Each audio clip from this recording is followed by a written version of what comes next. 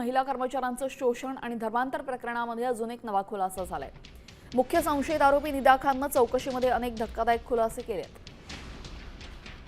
होय, मीच पीडितेला घरी नेऊन नमाज पठणाचं रीतसर प्रशिक्षण दिलं अशी धक्कादायक कबुली निदा खाननं दिली आणि या कबुलीमुळे प्रकरणाच्या तपासाला अधिक वेग आलेला आहे। या प्रकरणामध्ये आतापर्यंत 9 गुन्हे दाखल झाले असून उद्यापासून या प्रकरणी सुनावणीची शक्यता आहे। महिला कर्मचाऱ्यांचं शोषण आणि धर्मांतर प्रकरणामध्ये अजून एक नवा खुलासा झालाय। मुख्य संशयित आरोपी निदा खाननं चौकशीमध्ये अनेक धक्कादायक खुलासे केलेत। होय, मीच पीडितेला घरी नेऊन नमाज पठणाचं रीतसर प्रशिक्षण दिलं अशी धक्कादायक कबुली निदा खाननं दिली आणि या कबुलीमुळे प्रकरणाच्या तपासाला अधिक वेग आलेला आहे। या प्रकरणामध्ये आतापर्यंत 9 गुन्हे दाखल झाले असून उद्यापासून या प्रकरणी सुनावणीची शक्यता आहे। महिला कर्मचाऱ्यांचं शोषण आणि धर्मांतर प्रकरणामध्ये अजून एक नवा खुलासा झालाय।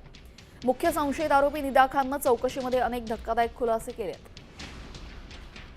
होय, मीच पीडितेला घरी नेऊन नमाज पठणाचं रीतसर प्रशिक्षण दिलं अशी धक्कादायक कबुली निदा खाननं दिली आणि या कबुलीमुळे प्रकरणाच्या तपासाला अधिक वेग आलेला आहे। या प्रकरणामध्ये आतापर्यंत 9 गुन्हे दाखल झाले असून उद्यापासून या प्रकरणी सुनावणीची शक्यता आहे।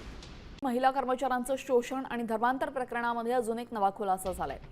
मुख्य संशयित आरोपी निदा खाननं चौकशीमध्ये अनेक धक्कादायक खुलासे केलेत। होय, मीच पीडितेला घरी नेऊन नमाज पठणाचं रीतसर प्रशिक्षण दिलं अशी धक्कादायक कबुली निदा खाननं दिली आणि या कबुलीमुळे प्रकरणाच्या तपासाला अधिक वेग आलेला आहे। या प्रकरणामध्ये आतापर्यंत 9 गुन्हे दाखल झाले असून उद्यापासून या प्रकरणी सुनावणीची शक्यता आहे।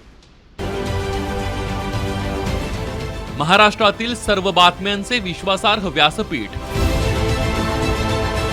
सकाळच्या सर्व सोशल मीडिया प्लॅटफॉर्मला लाईक, फॉलो आणि सबस्क्राईब करा। तसंच सर्व नोटिफिकेशनसाठी बेल आयकॉन प्रेस करायला विसरू नका।